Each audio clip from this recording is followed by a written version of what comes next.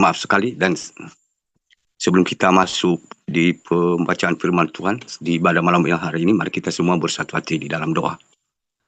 Terima kasih Tuhan Yesus yang baik atas kebersamaan-Mu kepada kami semua. Satu minggu lamanya siang dan malam Engkau selalu menuntun kami, melindungi kami, dan mencukupkan segala kebutuhan kami, baik secara jasmani terlebih secara rohani. Dan saat ini Tuhan Yesus, Engkau mengizinkan kami untuk berkumpul, sujud di hadapan-Mu. Dan sebelumnya kami masing-masing pribadi datang di hadirat-Mu, mengakui bahwa kami ini tidak layak pantas ada di hadapan-Mu. Kami hanya manusia yang paling hina, paling berdosa dari antara pendosa yang sudah pernah Engkau ciptakan di antara manusia di tengah-tengah dunia ini. Ampunilah segala dosa dan pelanggaran kami, baik yang secara yang tersembunyi bagi-Mu. Dan suci kuduskan kami dengan kuasa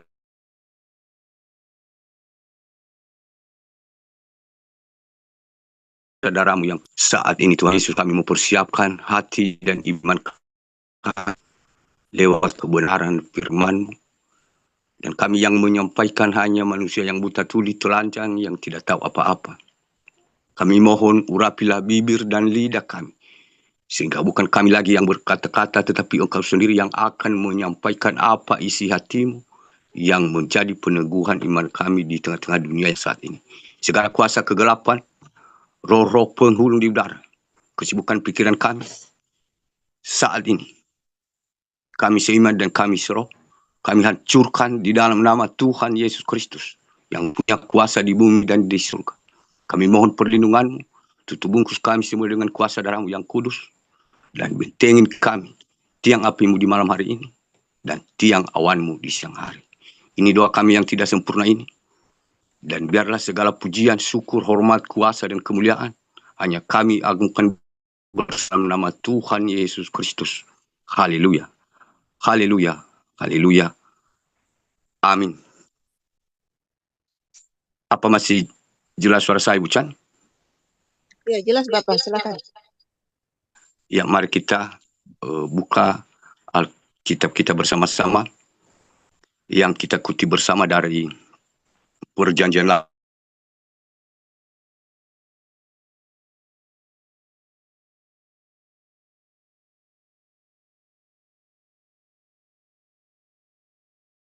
8. Kejadian 37 ayat ke-13 sampai ke-28. Kalau kita sudah dapatkan di dalam nama Tuhan Yesus Kristus, mari kita bacakan bersama-sama, Bapak Ibu. Lalu Israel berkata kepada Yusuf, bukankah saudara-saudaramu mengembalakan kambing domba dekat Sichem? Marilah engkau kusuruh kepada mereka. Sahut Yusuf, ya Bapa. 14 kata Israel kepadanya, pergilah engkau melihat apakah baik keadaan saudara-saudaramu.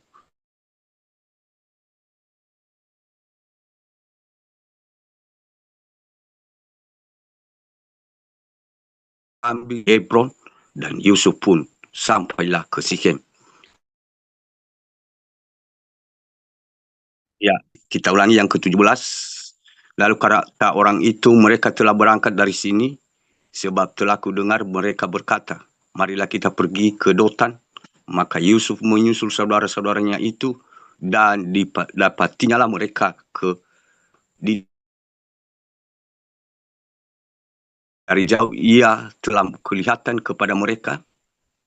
Tetapi sebelum ia dekat pada mereka, mereka telah bermufakat mencari daya upaya untuk membunuhnya.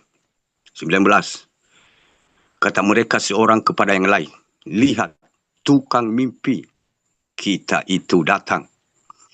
20. Sekarang marilah kita bunuh dia dan kita lemparkan ke dalam salah satu sumur ini. Lalu kita katakan, seekor binatang buas telah menerkamnya, dan kita akan lihat nanti bagaimana jadinya mimpinya itu. 21. Ketika Ruben mendengar hal itu, ketika Ruben mendengar hal ini, ia ingin melepaskan Yusuf dari tangan mereka. Sebab itu katanya, janganlah kita bunuh dia. Lagi kata Ruben kepada mereka, janganlah tumpahkan darah. Lemparkanlah dia ke dalam sumur yang ada di padang gurun ini, tetapi janganlah apa-apakan dia. Maksudnya, hendak melepaskan Yusuf dari tangan mereka dan membawanya kembali kepada ayahnya. 23. Baru saja Yusuf sampai kepada saudara-saudaranya. Mereka menanggalkan jubah Yusuf, jubah maha indah yang dipakainya itu. Dan mereka membawanya dia dan melemparkan dia ke dalam sumur. Sumur itu kosong, tidak berair. 25. Kemudian duduklah mereka untuk makan. Ketika mereka mengangkat muka, kelihatanlah kepada mereka suatu kafilah orang Ismail datang dari Gilead dengan untanya yang membawa damar, balsam dan damar ladan dalam perjalanannya mengangkut barang-barang itu ke Mesir. Lalu kata Yehuda kepada saudara-saudaranya itu, apakah untungnya kalau kita membunuh adik kita itu dan menyembunyikan darahnya? Marilah kita jual dia kepada orang Ismail ini. Tetapi janganlah kita apa-apakan dia, karena ia saudara kita, darah daging kita. Dan saudara-saudaranya mendengarkan perkataannya itu. 28. Ketika ada saudagar-saudagar Midian lewat, Yusuf diangkat ke atas dari dalam sumur itu, kemudian dijual kepada orang Ismail itu dengan harga 20 sikal perak. Lalu Yusuf dibawa mereka ke Mesir. Demikian firman Tuhan. Dan sebelum kita membahas secara bersama-sama Bapak Ibu, dan terlebih dahulu saya menyapa salam Elohim buat Pangeran Ilahi, salam Elohim juga buat mempelai, salam Elohim buat kita ketiga pasukan, salam Elohim buat malaikat-malaikat Tuhan, nabi-nabi Tuhan, dan kekasih-kekasih Kristus. Dan terlebih-lebih saya mewakili kami dari ketiga pasukan. Salam Elohim buat penonton di live stream YouTube kami. Kami mengucapkan selamat bergabung, selamat beribadah, salam damai sejahtera, salam kasih, salam sukacita. Biar segala pujian, syukur, hormat, kuasa, dan kemuliaan hanya bagi nama Tuhan Yesus Kristus. Haleluya. Amin. Dan sebelum kita membahas secara singkat, secara bersama-sama kebenaran firman Tuhan ini Bapak Ibu, dan terlebih dahulu saya jelaskan bahwa ya saat ini ya, belakangan ini atau akhir-akhir ini lampu sedang kadang di sini ya jarang hidup, tapi kebanyakan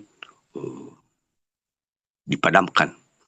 Jadi untung saat ini ya masih ada sinyal walaupun PLN sudah dipadamkan, tapi ya itu belas kasihan Tuhan. Tapi kita tidak tahu bertahan bagaimana sampai di mana nanti jaringannya, karena biasanya jaringan itu hilang ketika lampu padam.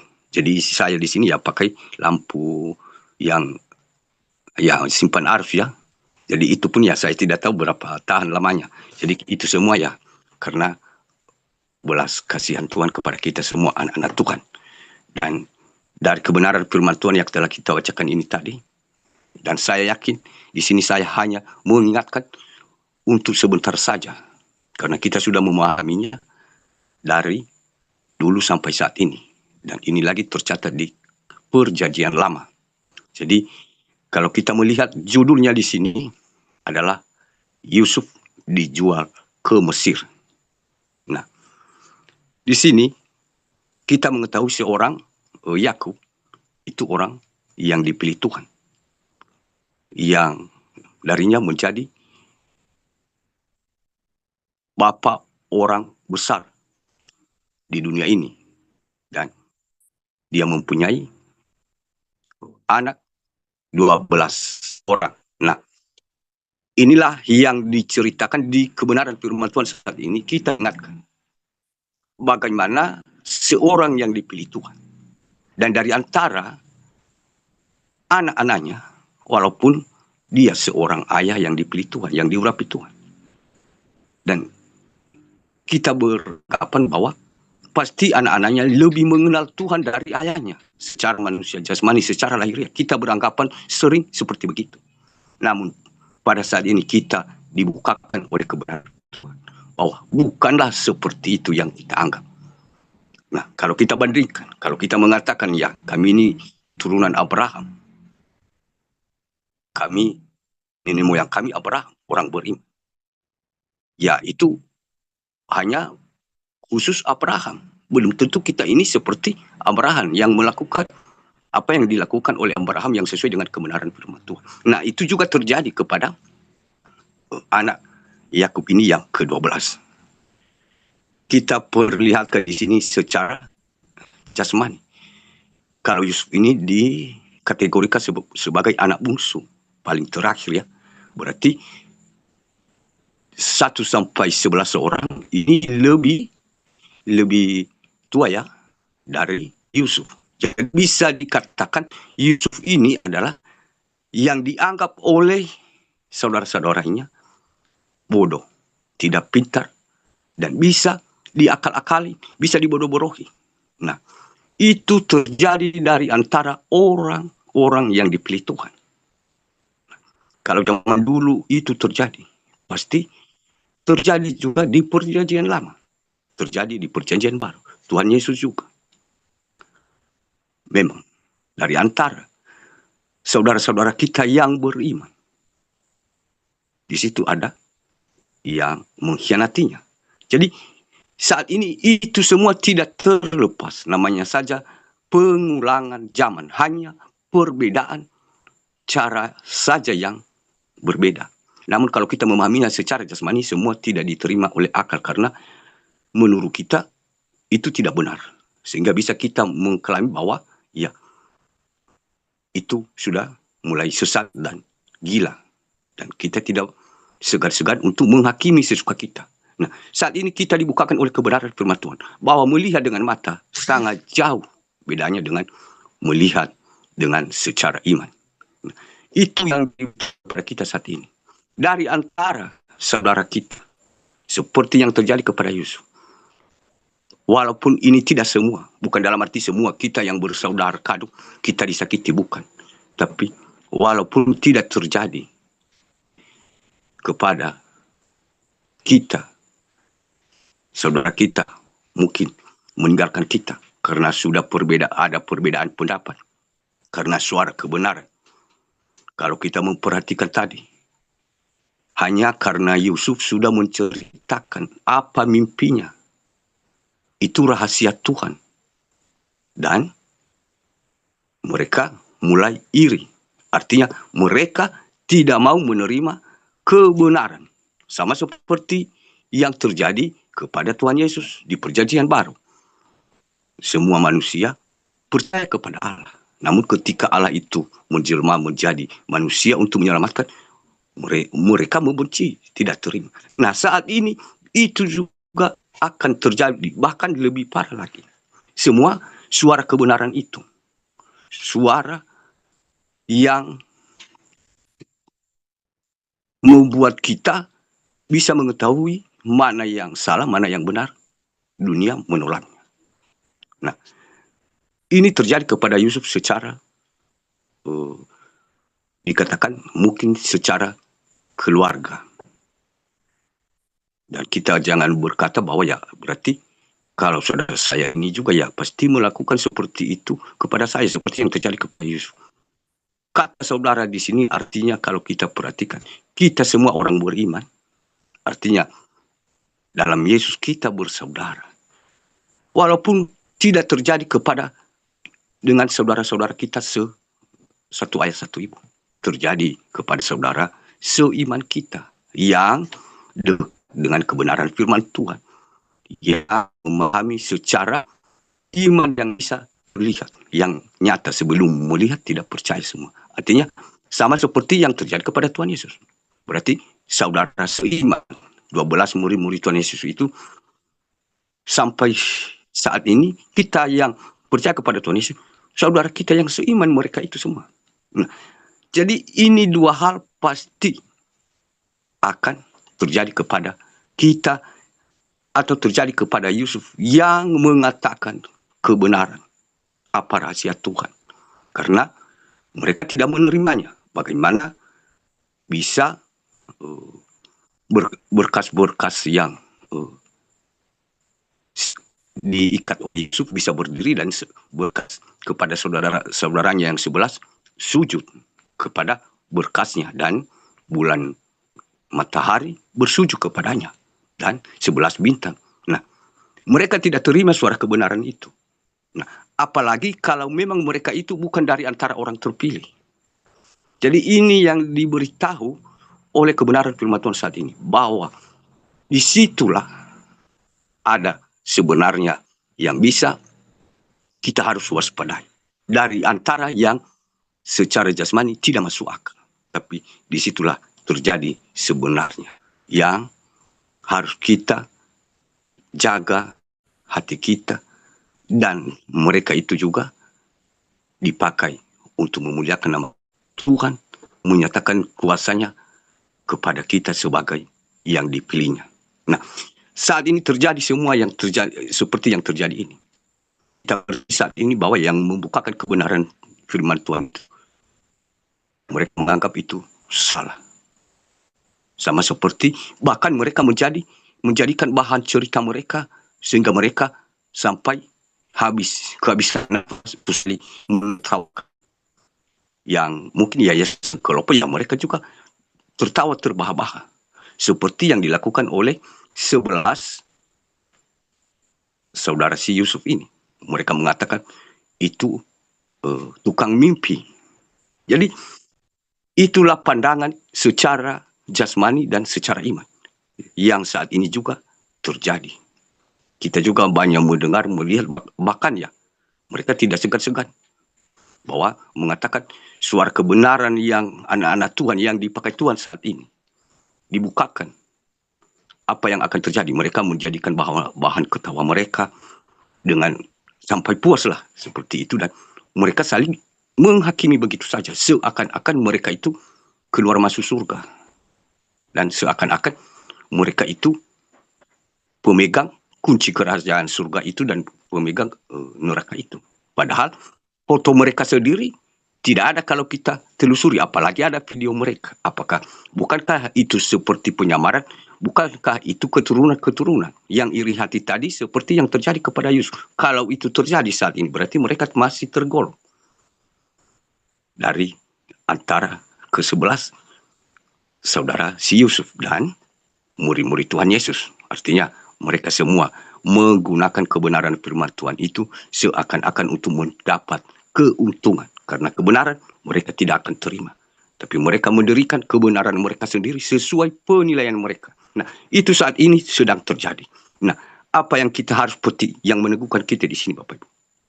Artinya, Yusuf, yang terjadi kepadanya ketika dia difitnah, dijadikan sebagai bahan ketawa mereka, tukang mimpi, dan lain sebagainya, dibuang ke lubang dan dijual. Yang dia lakukan apa? Dia tidak marah, menyalahkan saudaranya itu. Dia tidak menyalahkan Tuhan. Kenapa saya ini Tuhan? Sepertinya engkau ini buta, tidak melihat apa yang dilakukan kepada saya ini. Yusuf tidak melakukan ini. Nah, saat ini juga Bapak Ibu terjadi di tengah-tengah dunia ini. Kita yang membukakan kebenaran. Kita anggap kita semua dipakai Tuhan untuk menyatakan kuasanya kepada kita di tengah-tengah dunia yang gelap ini saat ini, di sekitar kita. Sama seperti yang terjadi kepada Yusuf. Mulai dari yang dekat dengan kita, keluarga kita. Mereka menghina kita karena suara kebenaran itu. Mereka membenci kita, menjadikan bahan cerita, bahan ketawa, dan lain sebagainya. Bahkan diperingatkan di sini bisa mengancam nyawa. Dan ketika Tuhan Yesus sedang bersama kita, kita tidak perlu takut. Walaupun Yusuf mereka buang di sumur. Namun, kenapa sumur itu tiba-tiba tidak ada air kan? Jadi itulah suatu cara Tuhan. Nah, yang kita diingatkan di sini, bagaimana iman Yusuf. Dia tidak menyalahkan Tuhan. Nah, saat ini kita perbandingkan dengan kehidupan kita semasa kita sudah mulai menjadi seorang yang percaya. Apakah dalam perjalanan perjuangan iman kita sehari-hari. Banyak yang terjadi yang kita hadapi, berbeda-beda proses ujian iman masing-masing pribadi. Apakah kita sudah pernah melakukan seperti yang tidak dilakukan oleh Yusuf ini? Mungkin kita juga mengatakan, kenapa ini Tuhan saya berdoa, memuji, menyembah, melakukan yang Engkau suruh saya sesuai kebenaran firman Tuhan, tapi kenapa saya harus begini, begitu, menderita, dan dikejar, dihina? Berarti kita tidak siap dibentuk, sedangkan Yusuf siap dibentuk. Nah, dari tahun-tahun kemarin, itulah cara Tuhan membentuk Yusuf untuk menyatakan kemuliaannya di zaman itu. Nah, kita juga saat ini anak Tuhan yang sudah dipersiapkan dari beberapa tahun sebelumnya, yang menyatakan kuasa kebenaran, dan kita sedang dipakai oleh Tuhan, dibentuk sebagai terang untuk menyatakan kuasanya di tengah-tengah dunia ini. Apakah kita saat ini diingatkan, kita tidak pernah menyalahkan diri sendiri, menyalahkan orang lain. Mungkin kita berkata, kenapa saudara-saudaranya itu orang jahat dan Tuhan tidak adil, kenapa saya diginikan? Misalnya, saat ini kita diingatkan, Tuhan berbelas kasih kalau memang kita selama ini kadang tidak sesuai dengan yang terjadi kepada Yesus. Itu yang diingatkan, supaya di kedepan hari, apapun yang terjadi, kita hanya berbicara dengan Tuhan. Dan kita tidak berhak untuk menghakimi. Karena tanpa saudaranya yang 11 itu, bagaimana dia bisa dibentuk oleh Tuhan? Tanpa ada saudaranya yang membencinya, kemuliaan Tuhan tidak pernah akan dinyatakan. Nah, begitu pula kita, Bapak Ibu. Aku ingatkan kembali, ketika kita dihina, diejek, bahkan diancam nyawa seperti yang terjadi kepada Yusuf, nyawa taruhannya, dan kepada Tuhan Yesus oleh Yudas, semua nyawa taruhannya. Tapi disitulah termuliakan nama Tuhan. Namun kadang kita membandingkan dengan darah dan daging. Jadi itulah yang dijelaskan oleh kebenaran firman Tuhan, diluruskan bahwa memang yang tidak diinginkan daging inilah itu yang akan kita hadapi. Dan ketika kita kebenaran firman Tuhan ini kita sudah dengar, sehingga tubuh yang lemah ini tadi menjadi kuat di kemudian hari untuk menghadapi berbagai apa masalah yang kita hadapi di tengah dunia ini. Karena kita sedang dipersiapkan untuk menyatakan kuasa Tuhan. Nah, kalau kita berbicara, Bapak Ibu, Yusuf di sini, kita kembali dari awal pertama yang kita bacakan tadi. Ayahnya, dia perintahkan dia. Dia tidak banyak alasan. Berkata, saya tidak bisa. Bagaimana aku bisa tahu itu jauh dan harus melewati gunung, lembah, dan lain-lain. Mungkin saya tidak mampu. Dari situ saja kita tahu bagaimana ketaatannya. Jadi harus secara manusia jasmani. Membentuk iman itu baru terlihat dengan semua sikap kita, perkataan kita. Dimulai dari situ. Tuhan memberi pelan-pelan. Dan Tuhan tidak memberi ujian di luar kemampuan kita. Nah, kalau saat ini kita masih belum diperhadapkan, saudara kita belum masih membenci kita, menjual kita. Nah, kita sudah mengalah, mengeluh. Nah, ini yang diluruskan oleh kebenaran firman Tuhan, bahwa seorang yang dikatakan dipakai oleh Tuhan, sedang dibentuk oleh Tuhan, harus mulai dari terdekatnya, akan diproses. Dalam proses itu, dia tidak menyalahkan saudaranya, karena mereka sedang dipakai. Mereka sedang dipakai untuk prosesnya. Makanya yang diproses itu harus mengerti bahwa tidak berhak untuk menghakimi karena dia sudah tahu lewat mimpi sebelumnya, dia sudah tahu, Tuhan sudah memberitahu dia bahwa ini yang akan terjadi. Nah, itu yang menjadi kekuatannya, sama seperti kita anak-anak Tuhan, kita sudah tahu sebelumnya. Makanya apapun yang terjadi di dunia ini, walaupun dunia ini terguncang menghakimi kita, menjelekkan kita, kita tidak perlu takut dan getar. Tuhan selalu ada bersama kita karena Tuhan sudah menguatkan kita sebelumnya. Nah, itu yang menjadi kekuatan bagi kita. Artinya sekalipun kita diejek, malah kita semakin bangkit. Itu cara Tuhan memberkati kita, menaikkan keimanan kita ini. Ketika kita tidak dihina, kita tidak diejek, secara manusia jasmani kita memang merasa malu. Namun, secara manusia jasmani, itu ada rasa balas membalas. Nah, karena manusia jasmani ini sudah kita matikan dengan menghidupkan kebenaran firman Tuhan, manusia roh kita yang hidup, sehingga ejekan dan fitnahan itu kita bersuka cita karena itu suatu cara Tuhan, dan Tuhan sedang membentuk kita ke level yang lebih tinggi dari yang sebelumnya. Kalau kita kuat, nah kalau kadang kita ini tidak kuat, berarti kita ini tidak lolos. Nah, itu yang diingatkan Tuhan, bahwa ini akan terjadi di kemudian hari kepada kita. Dan itu yang membuat kita semakin giat. Artinya, Tuhan sedang membentuk kita untuk menyatakan kuasanya di tengah-tengah dunia ini. Nah, namun, di balik itu kita harus memperhatikan. Kalau memang kita masih merasa ketika diejek malu, emosi, marah, berarti masih ada yang tidak beres. Berarti masih manusia jasmani kita masih bisa mematikan iman kita itu atau kebenaran firman Tuhan itu. Artinya itulah duri yang sedang melingkar di suatu pohon untuk membunuh pohon itu.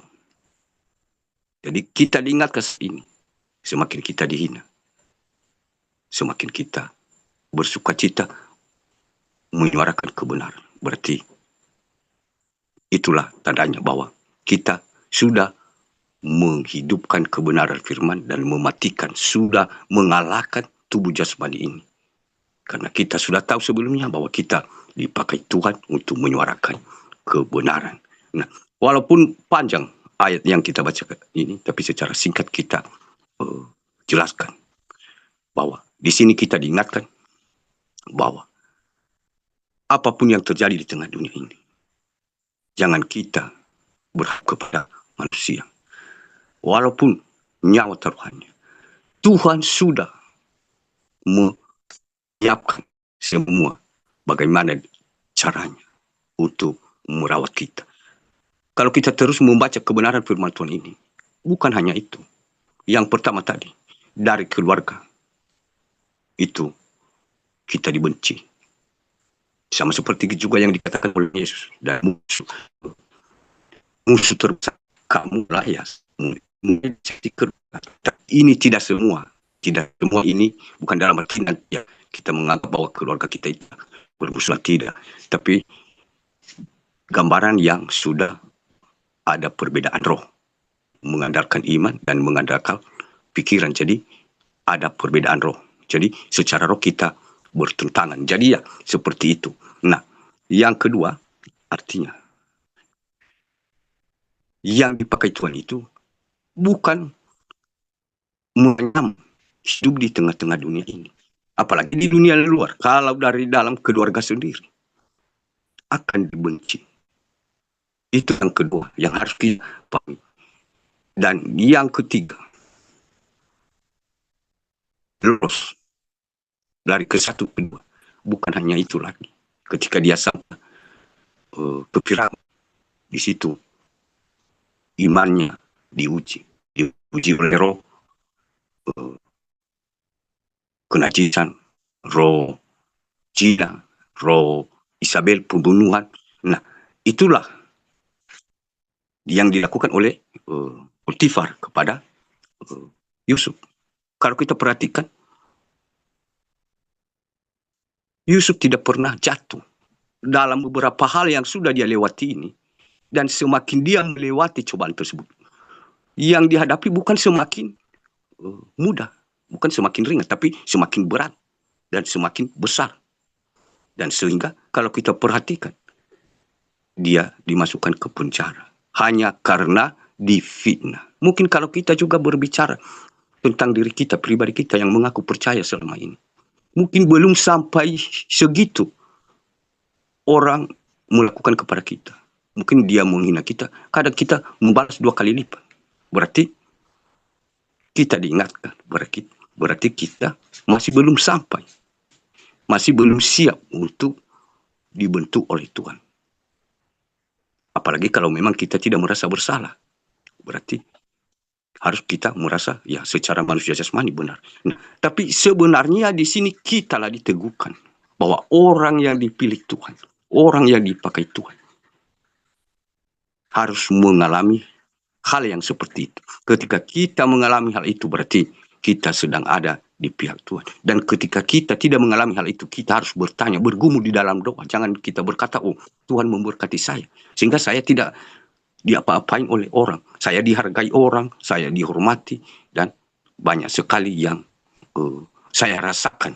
Belas kasihan itu, pemeliharaan Tuhan itu banyak sekali yang aku rasakan dalam hidup saya ini. Saya dihargai di mana-mana. Berarti kita harus bertanya kepada Tuhan, ini kenapa? Karena dari perjanjian lama sampai perjanjian baru, semua nabi-nabi Tuhan, murid-murid Tuhan, semua yang dipilih Tuhan, tidak pernah ada kenyamanan secara manusia jasmani ini. Kecuali setelah lewat atau lolos menghadapi berbagai cobaan tersebut, baru dikatakan lolos. Nah, makanya saat ini kita bertanya, kalau memang kita tidak dikatakan sesat, kita tidak dihujat, kita dihargai, berarti kita bertanya kenapa. Nah, hujatan bagi manusia jasmania itu bagi kita yang sudah menghidupkan kebenaran firman Tuhan, sehingga kita mudah tidak tersinggung.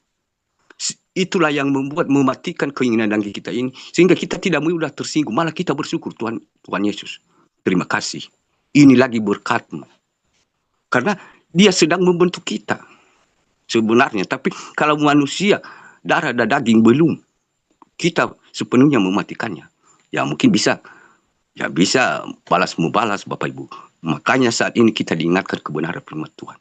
Itulah tandanya bahwa kita sedang dipakai oleh Tuhan menjadi terang, dan tanpa ada cobaan, dimulai dari sekeliling kita dan dimulai dari diri kita sendiri yang mendua hati atau kadang memakai alasan. Berarti kita tidak siap dibentuk. Kalau kita melihat Yusuf tidak banyak alasan kepada ayahnya, dia tidak memakai banyak alasan. Nah, itu yang dikatakan dimulai dari diri kita sendiri. Kita melawan. Kadang hati kita ini berbicara, jangan, malas. Nanti bilang ya sebentar lagi banyak alasan yang bisa ditangkap dan jauh dan banyak sekali lah. Jadi Yusuf tidak melakukan itu kepada ayahnya. Jadi itu dia sudah mulai berperang mematikan kedagingannya itu, dimulai dari dirinya sendiri. Nah, itulah kita yang dipakai saat ini. Dari tahun-tahun kemarin kita sudah diajarkan semua. Walaupun saat ini kadang kita jatuh bangun. Jadi dalam kejatuhan bangun kita ini, ketika kita bangun kembali, kita dikuatkan oleh kebenaran firman Tuhan ini, bahwa seorang yang dipilih Tuhan, seorang yang menyuarakan kebenaran, seorang yang Tuhan persiapkan untuk menyatakan kuasanya yang Dia urapi, akan mengalami seperti ini, proses iman. Sakit secara jasmani, tidak diterima secara jasmani ini, tapi disitulah kita berperang antara jasmani dan rohani terlebih dahulu. Dan di kemudian hari ini akan terjadi di tengah-tengah dunia ini. Jadi kita sudah dipersiapkan. Yusuf sudah dipersiapkan untuk menjadi alat kemuliaan Tuhan. Sehingga Tuhan sudah tahu bahwa masa kelaparan sudah ada di depan mata beberapa tahun kemudian. Dia sudah mempersiapkan dengan cara si Yusuf tadi disakiti oleh saudaranya. Jadi ketika saudaranya datang membeli makanan pada saat itu, baru tergenapi, baru Yusuf sadar. Ini arti mimpinya dari mungkin bertahun-tahun sebelumnya. Baru dia sadar bahwa inilah cara Tuhan untuk memakainya dan menyatakan kuasanya. Dan mimpinya tersebut, janji Tuhan tersebut ditepati. Nah, itu juga cara pada kita. Makanya kita tidak jangan mengabaikan kalau ada mimpi, penglihatan, pendengaran. Banyak cara Tuhan. Namun waktunya kita tidak bisa pastikan. Kita tidak bisa mengatakan, oh ini saat ini dan besok lusa. Jadi kalau kita perhatikan kepada Yusuf ini, berapa lama dia diproses. Sehingga baru terjadi mimpinya tersebut. Dan dia bisa mengerti bahwa dia sedang dipakai Tuhan untuk menyelamatkan saudara-saudaranya, ayahnya, yang saudaranya tadi dianggap bermusuhan secara jasmani ini. Tapi dia tidak membalas dengan kata satupun. Malah dia bersembunyi dan menangis, kasihan. Nah, kalau kita juga Bapak Ibu yang beriman, kita diingatkan, apakah kita juga seperti begitu? Atau masih mau tertanam ya akar-akar kepahitan? Mungkin ya waktu aku kecil kamu sudah mencubit saya, kamu sudah mendorong saya banyak alasan dan ya bukan dalam arti saya dendam, tapi ya teringat saja ya memang. Nah, Yusuf tidak pernah mengatakan itu. Saat ini kita diingatkan bagaimana proses hidup Yusuf sehingga dinyatakan kemuliaan Tuhan dan sehingga janji Tuhan dia bisa merasakan sendiri dan terjadi. Mungkin kalau dia mengatakan menyalahkan Tuhan sebelum itu, pasti tidak akan kuasa Tuhan ini atau kemuliaan Tuhan tidak dinyatakan. Dan sampai kapanpun mimpi itu tidak pernah akan dia rasakan kapan terjadi. Karena mungkin dia sudah angkat Tuhan. Karena dia anggap ya mungkin Tuhan ini tidak maha melihat. Nah, itu Bapak Ibu saat ini. Kita yang dipakai Tuhan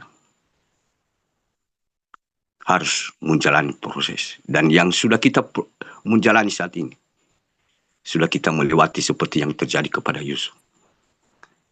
Yang memimpin kita dari kemarin-kemarin. Kita anggap itu sebagai ayah Yusuf. Kita Yusuf yang beriman. Kita disuruh ke sini ke sana, lakukan ini. Berarti kita belum memakai banyak alasan. Nah, kita sudah melewati itu. Yang kedua, saudara akan membencinya. Nah, kita juga apakah sudah mengalami hal yang sama? Sudah kita alami Bapak Ibu. Yang masih bertahan saat ini, kita akan dikucilkan. Dimulai, walaupun ini tidak berlaku untuk semuanya. Tapi sebagian keluarga kita mengucilkan kita, menganggap kita bodoh dan lain-lain. Berarti sudah dilewati oleh, berarti kita sudah ada di posisi tersebut. Jadi kita saat ini sedang menuju cobaan yang lebih daripada itu lagi, yang lebih berat lagi. Akan dimatikan roh kita ini supaya tidak bisa menyuarakan kebenaran dengan ancaman. Apa yang aku maksud itu kita tahu. Artinya ketika Potifar meminta Yusuf untuk menidurinya karena dia tidak mengikuti, berarti penjara, di depannya penjara ancamannya Bapak Ibu. Nah, siapa tidak takut mau penjara, tidak bersalah lagi. Nah, secara manusia jasmani ya Lebih baik dilakukan, nah malah nikmat dosa itu kan. Nah, tidak ada lagi ancaman. Nah, itulah perbedaannya. Nah, itu yang akan terjadi ke depan. Nah, kita tidak perlu takut dengan Yusuf dimasukkan ke penjara. Itulah suatu cara Tuhan lagi untuk menggenapi janjinya itu sebenarnya. Jadi kita tahu ya riwayat Yusuf di ayat-ayat atau pasal-pasal berikutnya. Bagaimana cara Tuhan membentuknya dan bagaimana Yusuf taat mulai dari perkataan ayahnya. Bukan hanya percaya kepada Tuhan, tapi mulai dari perkataan ayahnya sendiri. Dan dia tidak pernah mengeluh, walaupun jauh istilah jalan itu yang disuruhnya untuk mendapatkan saudara-saudaranya, dia tidak pernah mengeluh. Sama seperti kita Bapak Ibu. Banyak cara Tuhan juga berbeda-beda untuk saat ini membentuk kita. Dan namun kita harus diingatkan. Mari kita ikuti jalan kisah Yusuf ini Bapak Ibu. Dari antara sekian banyak anak-anaknya, anak Yakub, walaupun keturunan Yakub itu orang-orang beriman menurut pandangan kita, tapi namun hanya Yusuf yang diproses oleh Tuhan, yang dia pakai menjadi alat kebenaran. Begitu pula kita Bapak Ibu. Kita seluruh muka bumi ini, orang-orang beriman semua, mengenal kebenaran-kebenaran firman Tuhan, apa Israel yang sesungguhnya. Banyak sekali teologi Alkitab ya Bapak Ibu. Kita anggaplah itulah 11 orang. Nah, padahal kejadiannya bukan seperti itu Bapak Ibu. Makanya saat ini kita dikuatkan. Mari kita mempertahankan iman kita masing-masing. Ketika kita tidak difitnah, kita bertanya, ada apa dengan saya? Apakah Tuhan sudah menjauhi saya? Kenapa saya tidak difitnah? Bukan dalam arti kita mengatakan ketika kita tidak melakukan fitnah, Tuhan sedang memelihara saya, meninggikan diri saya. Tuhan memelihara saya untuk menyatakan kemuliaannya dengan meninggikan diri saya di hadapan manusia. Bukan. Tidak pernah terjadi seperti itu. Kalau ada yang mengatakan seperti itu berarti sudah ada yang salah. Semua orang beriman harus ditolak oleh dunia. Ketika tidak ditolak berarti ada yang salah. Itu yang mengingatkan kepada kita saat ini. Mari kita protes apakah ada yang salah dengan saya atau tidak. Saya yakin kita semua tidak ada yang salah. Lewat kebenaran firman Tuhan ini. Kalau ada yang salah pasti kita bergumul. Karena kita melakukannya. Bukan tanpa pengetahuan kita. Tapi lewat kebenaran firman Tuhan ini baru kita terbuka hati. Berarti selama ini saya salah. Saya sudah melakukan seperti ini. Tapi saya mengaku saya yang dipilih Tuhan. Tapi yang dipilih Tuhan Yusuf, kenapa mengalami penganiayaan, penolakan, bahkan penjara. Nah saya yang mengaku saya dipelihara Tuhan, ya kenapa baik-baik saja, bahkan nyaman. Berarti itulah belas kasihan Tuhan. Kita diberi kesempatan segera kita bereskan di hadapan Tuhan. Karena tanpa sepengetahuan aku lakukan seperti itu. Aku anggap bahwa itu pemeliharaan Tuhan Yesus, padahal bukan sebenarnya. Dan karena firman itu cermin hati. Dan itulah pelita bagi kaki kita yang bisa menerangi. Sehingga bisa kita tahu mana lubang, mana jurang, dan mana kotoran. Jadi lewat kebenaran firman Tuhan ini, saya yakin kita semua yang dipakai Tuhan saat ini, anak Tuhan yang ada di pasukan dan di luar sana, kita harus menyuarakan kebenaran. Kita sedang dipakai. Jangan padamkan nyala api itu. Jangan padamkan roh itu. Jangan kubur talenta itu dalam-dalam. Selagi ada waktu untuk menggali, kalau sudah sempat kita kubur selamanya ini. Mungkin karena kita malu, kita mau dimarah-marahi atau diancam. Itu kita sudah kubur. Jadi mari kita gali kembali supaya kita menjadi terang dan dinyatakan persatuan di tengah-tengah dunia yang saat ini dari kebenaran firman Tuhan ini. Secara jasmani kita tidak menyukainya, tapi secara rohani itulah kekuatan kita. Dan kita ditolak, berarti Tuhan masih mengasihi kita. Ketika kita diharga, tidak dihujat, tidak diejek, kita tidak diyakini, berarti kita harus bertanya. Hanya itu yang aku bisa tekankan. Ketika kita tidak dikatakan sesuatu ditolak, berarti harus kita bertanya sungguh-sungguh kepada Tuhan. Apakah benar Tuhan ada di dalam diri kita atau tidak? Tapi aku katakan kalau itu terjadi, itu tidak ada Tuhan. Berarti kita kembali mau perbaikinya, membenarinya selagi ada waktu. Dan ketika kita dihina, dihujat, apa yang kita hadapi, Tuhan tidak pernah meninggalkan Yesus. Penjara.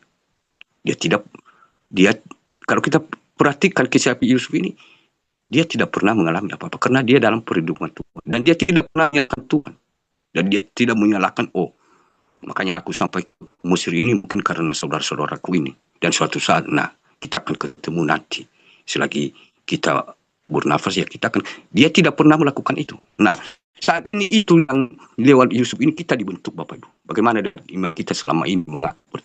Kalau ada yang menyeleweng dari kebenaran firman Tuhan yang dilakukan oleh seorang Yusuf yang dipilih, mungkin pelan-pelan yang sudah menyeleweng itu kita luruskan kembali di hadapan Tuhan. Nah, itu yang Tuhan teguhkan kita saat ini lewat kebenaran firman-Nya. Dari kebenaran firman Tuhan ini, walaupun panjang dan hanya secara singkat aku bahas, kita sudah sebelumnya semuanya anak Tuhan yang sudah mengerti kebenaran firman Tuhan. Dan mungkin saya terbatas untuk menyampaikannya. Dan ada Roh Kudus, Roh kebenaran yang lebih berbicara di dalam hati ibu saudara-saudariku yang ada di Jom dan di luar sana. Di setiap tindakan. Sehingga kebenaran ini hidup dan berkuasa. Dan bisa memisahkan. Menjadi pedang. Bisa memisahkan sehingga dia bisa mematikan keinginan daging kita. Dan kebenaran firman Tuhan ini menjadi kekuatan. Ketika kita dihina, kita semakin bersuka cita untuk menyuarakan kebenaran. Sehingga roh kita semakin menyala-nyala. Menjadi terang di tengah dunia ini.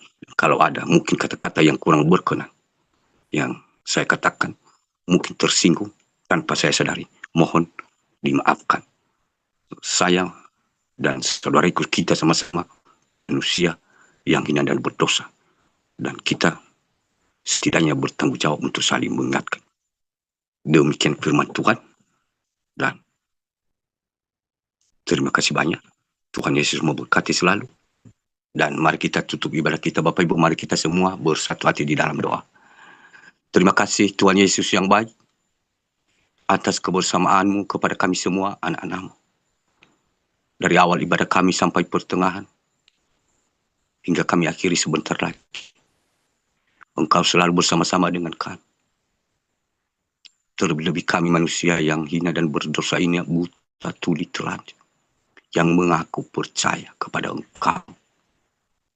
Namun dari kebenaran firman Tuhan, dari kebenaran firman, kami sadar Tuhan Yesus, kami tahu dari yang Engkau harapkan. Lewat kebenaran firman, itu yang saat ini membangunkan roh kami, membangkitkan kami.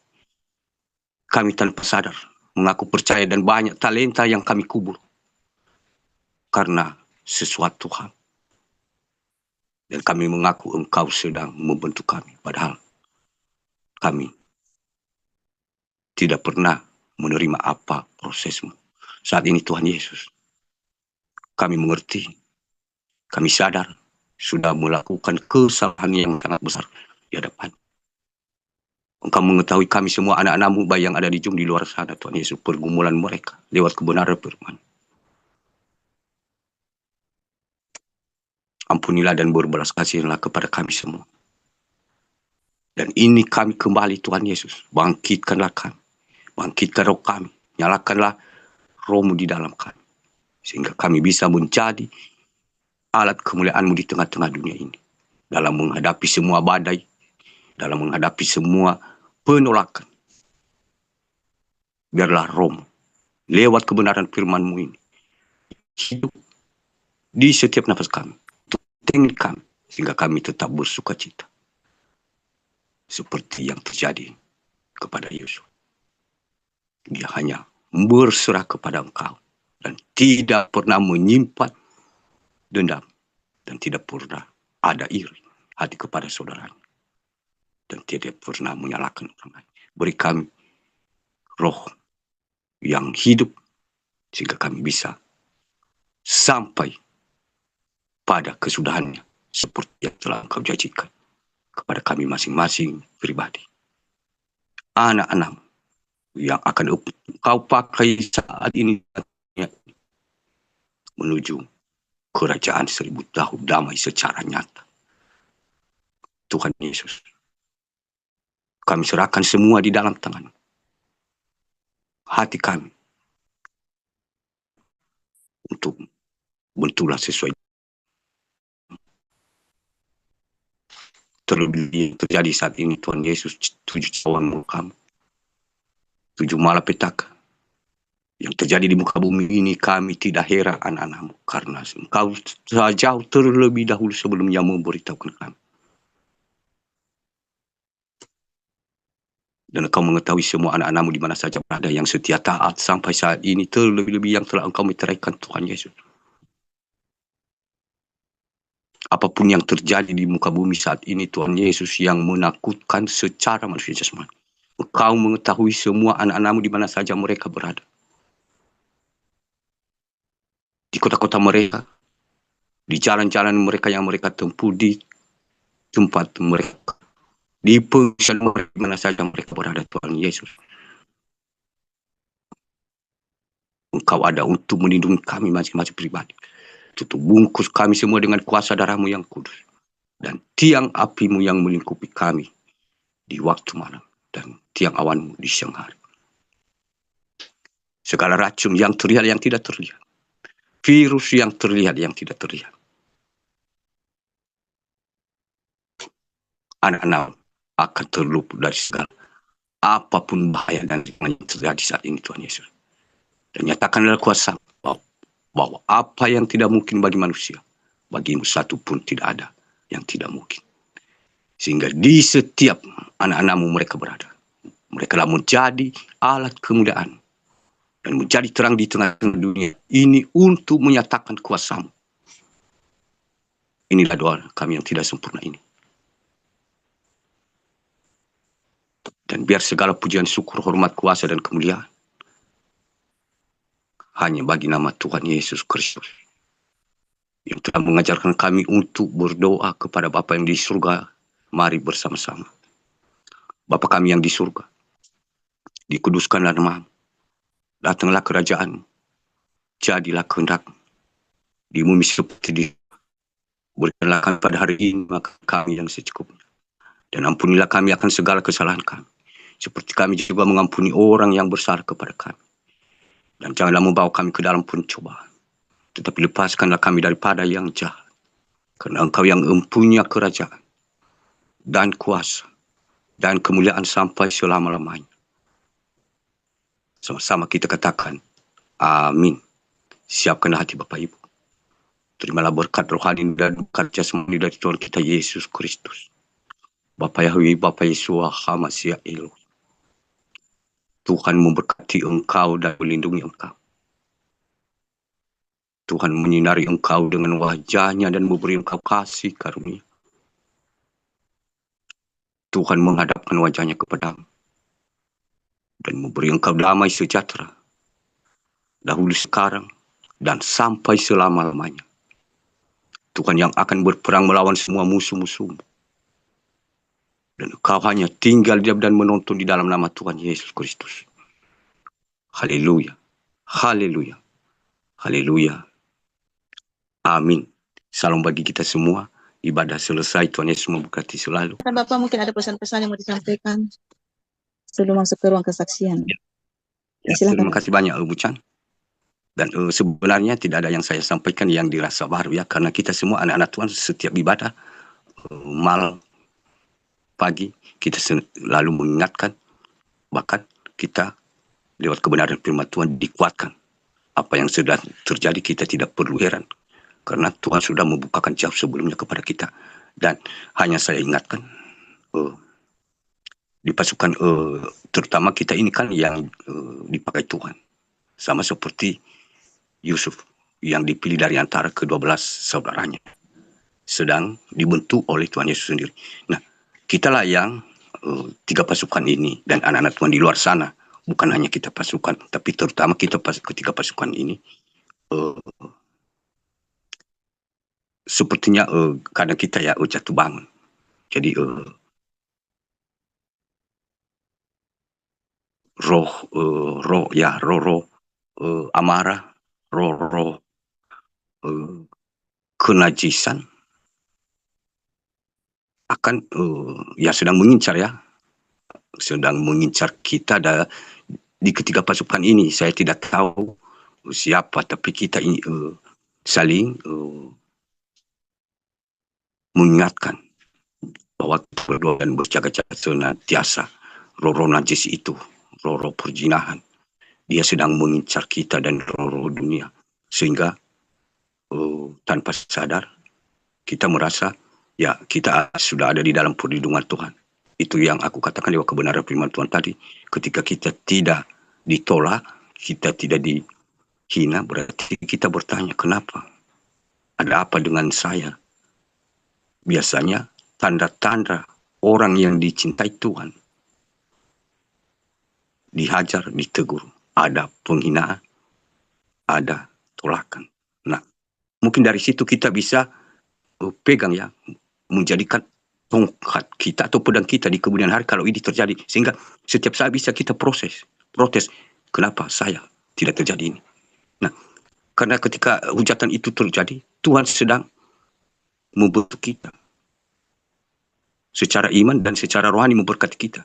Ketika kita bisa melewatinya, berarti berkat itu, iman itu, kuasa itu akan kita terima. Nah, ketika tidak, nah disitulah ada yang dikatakan ya, tadi dikatakan ya seperti suam-suam.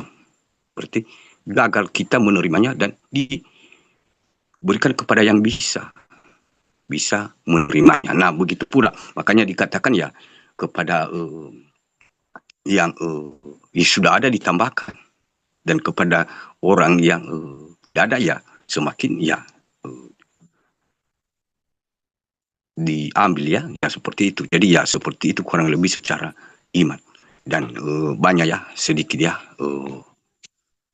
anak-anak Tuhan dari ketiga pasukan ini ya sudah mulai ditawan dan sudah dipakai. Nah, ini pergerakan pasukan hitam ini ada di ketiga pasukan. Jadi pasukan-pasukan hitam itu sebenarnya dia ada di ketiga pasukan ini sebenarnya. Dan dari dulu itu ya sudah lama mereka ada, tapi tanpa sadar, karena ya mereka kemarin itu ya mungkin ya seperti murid-murid Tuhan Yesus juga. Sekalipun Tuhan Yesus memperingatkan mereka, di antara ke-12 murid saya ada yang menyangkal, nanti ada yang berkhianat. Nah, mungkin mereka menganggap itu bukan saya, dan saling menuduh yang 12 orang itu. Jadi ya memang benar, walaupun ya mereka tidak hanya sendiri tertuju kepada sendiri, tapi di antara mereka. Nah, jadi itu seperti bergantian ya. Ya, yang dulu itu tobat lagi. Nah, yang baru muncul, yang baru di tahun ini muncul, tapi mereka dipakai oleh Lucifer sendiri dan macam-macam ya. Roh mereka itu sedang menyerang di alam roh dengan brutal. Dan mereka diikat roh kenajisan, roh perselingkuhan. Dan itu yang aku katakan tadi. mungkin kalau kita saling bersaksi, nah, walaupun kita mengatakan, saya melihat tidak tahu di mana bahwa di situ ada terjadi seperti perselingkuhan di sini. Nah, itu secara umum, bukan secara pribadi. Nah, jangan kita mengatakan, bukan peringatan tertuju kepada saya itu, tapi mungkin tertuju di luar sana. Nah, makanya kita harus protes. Jangan sampai yang kita anggap di luar sana, padahal tanpa kita sadar kita sendiri yang akan ditawannya. Nah, itu yang sedang terjadi ya saat ini. Dan mohon maaf, tadi saya sudah cek sebagian orang, dan mohon maaf kalau memang tersinggung. Dan sebenarnya itu mungkin ya cara Tuhan untuk berbalas kasihan kepada kita. Sudah berapa lama sebenarnya saya tidak digerakkan untuk mengecek orang-orang yang tidak mau bertobat, biarkanlah saja murka yang akan menyeleksinya. Nah, namun bertobat. Nah, muncul lagi bergantian yang baru, dan saya sudah mengecek, dan mohon maaf kalau memang ada kata-kata saya yang menyinggung. Bukan dalam arti saya menghakimi. Saya hanya mengingatkan dan melakukan kewajiban atau tugas. Istilahnya, tanggung jawab saya dengan Tuhan tidak ditagih ke saya. Jadi, saya sudah menyampaikan. Makanya tadi saya disuruh ya, beberapa orang tadi saya sudah cek. Dia sedang diincar roh perzinahan, perselingkuhan tanpa sadar nanti. Walaupun dia saat ini merasa ya imannya sudah kuat. Tapi belum tentu saatnya itu terjadi nanti tanpa sadar. Baru dia tahu, ini yang kemarin yang dikatakan roh perselingkuhan ya sudah terjadi. Jadi makanya kita senantiasa berdoa dan berjaga-jaga. Tapi ini roh perzinahan ini sangat kuat saat ini, Bapak Ibu ya. Sekedipan mata saja dia bisa menghilangkan iman kita. Dia bisa mengikat kita, menjerumuskan kita, menjatuhkan iman kita. Roh perzinahan ini. Dan ini sangat kuat sekali. Dan dia sedang mengincar kita semua. Dan ada secara roh yang sudah terjadi ya, terikat. Dan mungkin secara dunia nyata nanti ya belum tentu. Nah, makanya aku katakan ya, kalau ada mungkin merasa tersinggung karena saya sudah sebagian tadi mengecek saudara-saudara kita, mengingatkan, ya mohon maaf. Bukan dalam arti saya merasa benar atau merasa lebih baik dari saudara atau menghakimi. Itu bukan hak saya. Hak saya hanya menjalankan, mengingatkan. Untuk kesimpulannya ya terserah saudariku sendiri. Yang penting tanggung jawab saya dengan Tuhan sudah saya laksanakan. Tuhan tidak menyalahkan saya. Jadi itu masing-masing pribadi dengan Tuhan. Kalau memang sudah diingatkan tidak mungkin merasa tidak melakukan itu ya terserah. Jadi kalau saya tidak mengingatkannya, pasti saya merasa bersalah. Nah, itu yang aku maksud tadi. Sebenarnya sudah beberapa bulan ya. Tapi saya heran bahwa ya saya tadi digerakkan seperti itu oleh roh kebenaran, roh kudus, roh yang berbelas kasih ya. Untuk mengingatkan bahwa yang dipakai silusi itu semua, Baphomet itu semua dari antara pasukan ini. Ini yang sering berperang itu di alam roh. Dan ketika pribadi itu malah mereka menyerang. Tapi mereka mengatakan ya, saya tidak tahu, ampuni saya, manusia berdosa ini. Ya memang begitu. Secara jasmani kita beribadah. Tapi kita tidak bisa mematikan keinginan hati kita ini. Yang berhubungan tentang yang tidak sesuai dengan kebenaran firman Tuhan. Bukan dalam arti Tuhan tidak, bukan dalam arti bagaimana ya? Bukan dalam arti kita tidak memikirkan bagaimana yang aku makan, yang aku minum. Nah, namun kita memikirkannya, tapi bukan dalam arti kita terpusat. Hanya kita menyerahkan di dalam doa, ada cara Tuhan. Nah, ketika kita lagi meragukannya, nah disitulah nanti ya si jahat itu bisa dengan cepat memakai kita, memakai pikiran kita dan mengendalikan kita. Dan saat ini lagi banyak ya roh amarah seperti itu ya. eh, bahkan yang menjadi parahnya ada malaikat Tuhan yang wadahnya dipakai, tapi kadang roh yang memakai wadahnya itu kadang mendiami wadahnya itu dan kadang tidak. Nah, ini yang anehnya. Ada apa dengan yang terjadi seperti itu? Sedangkan roh wadahnya dan roh malaikat itu berhadapan kembali. Nah, itu aneh sekali. Aku sendiri secara manusia semen ini juga bingung ya. Nah, inilah kita ini yang tahu sendiri. Ada apa yang ada di dalam pikiran kita ini, di hati kita ini sebenarnya. Yang sudah kita mungkin merasa kita tidak merasakan itu suatu kesalahan. Tidak menurut kita. Tapi lewat kebenaran firman Tuhan ini kita diproses. Kita mengetahui. Seperti kita melihat wajah kita dicerminkan. Walaupun hanya sedikit kotoran kita tahu. Sudah hitam, noda atau apa kita tahu. Itulah kebenaran firman Tuhan itu. Ketika itu yang bisa membukakan kepada kita, oh ini salah, ini salah, ini salah. Nah, bukan dalam arti ya saya lebih mengerti. Saya hanya mengatakan, mengingatkan kita semua. Roh ini yang sangat berbahaya. Dan dia bisa pakai sesaat saja. Dia pakai waktu. Tanpa 1 jam sebelumnya dipikirkan. Sehingga istilahnya kalau di dunia ini nanti, cuman kata, maaf, saya hilap. Banyak alasan lah. Tapi seperti itu kecepatannya ya. Untuk kalau kita dipakai, kalau memang tidak berdoa dan bercakap-cakap. Jadi ya seperti itu yang aku sarankan saja. Dan di kedepan hari ini ya memang banyak terjadi ya. Api, banjir, tsunami, ya macam-macam lah. Dan kita tidak heran. Kita tidak perlu takut. Yang penting kita jalankan tugas kita. Menjadi terang. Suara kebenaran. Jangan kita takut kepada manusia. Karena kita semua sama-sama ciptaan. Selagi kita mengatakan kebenaran, ya Tuhan ada di pihak kita. Dan ketika kita merasa malu, berarti itulah masalahnya. Panas setahun, aku ingatkan, dihapuskan oleh hujan sehari. Kita yang awalnya berapi-api untuk bersaksi, sekarang sudah mulai redup. Mungkin karena sesuatu yang kita pikirkan. Mungkin karena kita sudah dihina, kita tidak kuat. Menurut kita berarti itu mulai redup ya.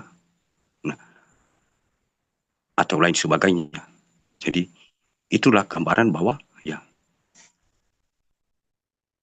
sudah ada yang salah. Jadi kita yang awalnya berapi-api, bukan yang kita hadapi sebenarnya bukan semakin ringan. Secara jasmani ya berat, tapi bersama Tuhan. Ya itu yang dia katakan, segala perkara dapat kutanggung karena dia yang memberi kekuatan. Nah, kalau kita hanya mengatakannya, memang anak kecil saja bisa mengetahuinya.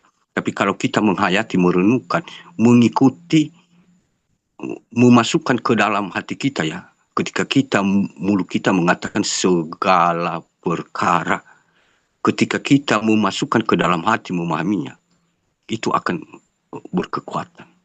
Dan kita, oh itu yang dia katakan. Nah kalau hanya lewat mulut saja, ya memang berbeda.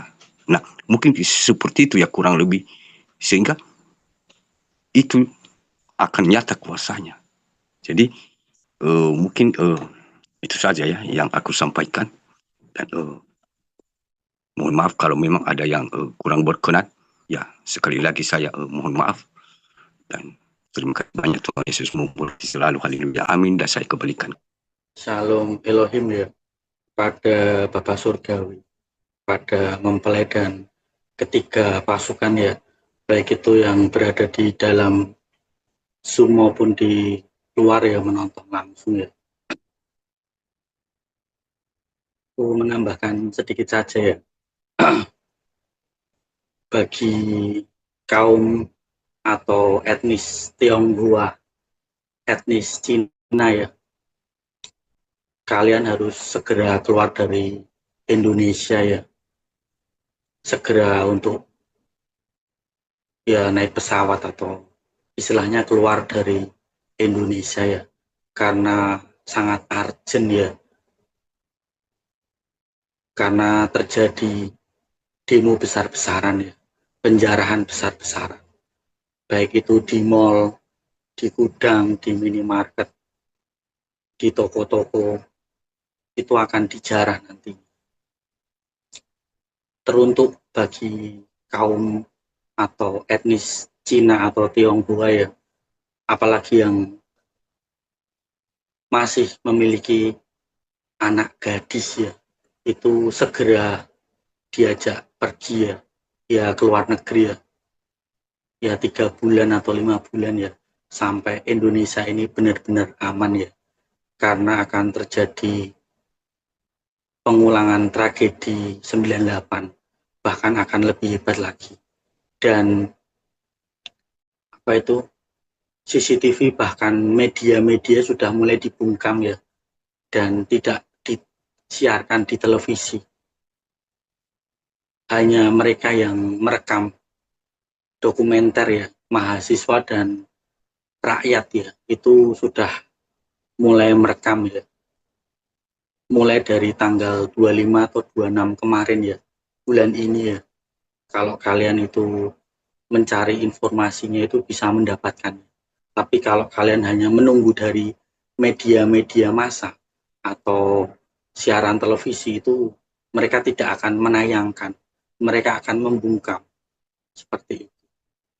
Jadi anggap saja kalau kalian pergi ke luar negeri itu ya berlibur, kan kalian punya banyak uang ya, namanya saja kan ya etnis Tionghoa ya, etnis Cina itu biasanya banyak uang ya, pergi 3 bulan sampai 5 bulan pun ya tidak jadi masalah ya ke luar negeri ya. Setidaknya sampai Indonesia itu aman, barulah pulang ya ke Indonesia, karena akan terjadi kericuhan yang sangat hebat, bahkan banyak pemerkosaan. Salah satunya ya yang dituju ya etnis kalian seperti itu. Jadi ya harap bergegas ya. Tapi kalau kalian sudah mepet ya, sudah terpojok, ya larilah ke gunung ya, bawa tenda segala macam selama 3 bulan, 5 bulan sampai kota itu aman. Karena yang akan terjadi itu kota-kota besar yang akan demo besar-besar. Bahkan sudah mulai ya, per tanggal 25 kemarin, per tanggal 26 kemarin itu, bulan ini itu sudah pada mulai. Banyak manusia tidak tahu, banyak orang-orang pada tidak tahu, karena mereka tidak mencari informasinya. Mereka hanya duduk manis, menunggu berita, menunggu siaran dari televisi, dari media-media massa. Sedangkan mereka saja dibayar, sudah dibayar untuk membungkam. Seperti itu. Jadi kalian harus bergegas ya. Ya kembali lagi ya kepada masing-masing ya. Itu memang kehendak bebas ya, mau kalian pergi sekarang atau keluar sekarang, yaitu ya silahkan saja ya, karena memang ini sudah kondisinya urgent, sangat mendesak sekali seperti itu. Ya anggap saja kalau keluar negeri itu ya liburan, tidak usah terlalu memikirkan usaha kalian yang ada di Indonesia ya, termasuk mall, hotel, ya gudang, minimarket, toko segala macam atau kios-kios ya. Tidak usah. Yang penting nyawa kalian ya. Bahkan nyawa anak gadis kalian itu juga lebih penting daripada ya harta kalian yang ada di Indonesia ya, termasuk mall, hotel, apartemen. Ketika kalian memilikinya kan ya pasti ada ikatan ya. Kok kericuhan segala macam ditinggal begitu saja ya. Kan yang terpenting itu adalah keselamatan kalian, ya diri kalian, keluarga kalian, bahkan anak gadis kalian, seperti itu. Karena ini akan memanas ya, memuncak. Semuanya kan sudah mulai dinonaktifkan CCTV-nya. CCTV di kota-kota besar itu sudah mulai tidak aktif.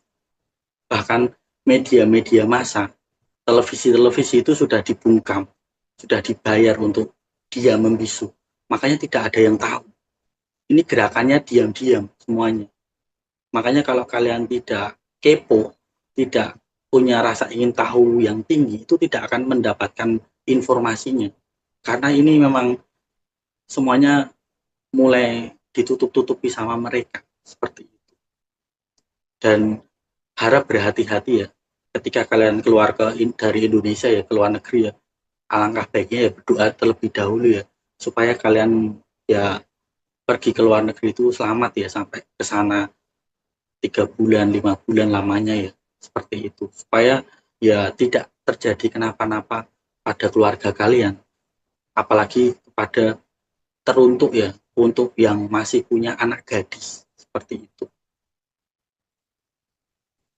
Terus kedepannya akan terjadi pengulangan tulah ya, tulah seperti belalang, katak, kalajengking, terus apalagi capung ya, hewan yang bisa terbang itu loh, capung, itu akan banyak sekali nanti ke depannya. Terus apalagi lebah atau tawon ya, kalau kalian nggak tahu tawon ya, ovu, itu akan banyak sekali tulah-tulah pada bermunculan. Karena ya kota yang muncul tulah itu berarti ya orang-orang yang diam di dalam kota itu terlalu bebal. Ketika suara kebenaran sudah disuarakan di situ atau disingkapkan, mereka terlalu angkuh, mengeraskan hati. Makanya muncullah tulah itu. Tanpa mereka sadari, mereka akan terjebak oleh tulah-tulah, akan dikejar oleh tulah-tulah ya, seperti itu. Terus kenaikan frekuensi ya, itu akan membuat kematian pindah alam ke depannya itu lebih hebat lagi. Bahkan tidak disangka-sangka ya. Tahu-tahu ya kematian itu bisa 100.000, bisa 1 juta, bahkan sampai miliar ya. Karena kenaikan frekuensi. Karena orang-orang yang jahat, orang-orang yang fasik, ini mulai dikurangi. Seperti itu. Anak-anak dunia itu akan terjebak oleh bencana alam. Anak-anak dunia yang suka menghujat, menghina pekerjaan Tuhan, pekerjaan Roh Kudus, itu akan binasa oleh alam ya, diproses oleh alam. Entah itu banjir bandang, gempa bumi, tanah longsor, likuifaksi. Bahkan tanah itu akan menyerap rumah ya, rumah itu akan tenggelam, akan amblas karena tanah itu sudah muak dengan manusia yang menghuni rumah itu. Seperti itu. Jadi ya kembali lagi kepada diri kalian ya, kalau kalian menyadarinya ya segeralah mencari hadirat Tuhan. Seperti itu. Karena memang dunia sudah tidak wajar lagi, sudah tidak beroperasi seperti sedia kala. Karena memang terjadi perombakan. Seperti itu. Dan bertahanlah sampai pada masa kesudahannya. Ya karena ketika kalian bisa bertahan sampai pada masa kesudahannya, ya berarti kalian bisa punya kesempatan untuk masuk 1000 tahun ya. Karena akan dan sudah mulai sebenarnya pulau-pulau baru atau kota-kota baru, kota-kota lama yang tenggelam di dasar sungai, dasar laut, dasar danau, bahkan di bawah tanah ya, di balik bukit, di balik gunung itu akan muncul seperti itu. Mungkin itu saja ya tambahan dariku. Yang terpenting jangan takut, jangan khawatir ya. Tetap mengandalkan Tuhan, tetap berdoa, tetap berpuasa ya. Tetap menjaga kerendahan hati. Supaya tidak angkuh, tidak sombong. Supaya ketika ada suara kebenaran yang kalian dengarkan, hati kalian itu tidak mengeras, tidak membatu.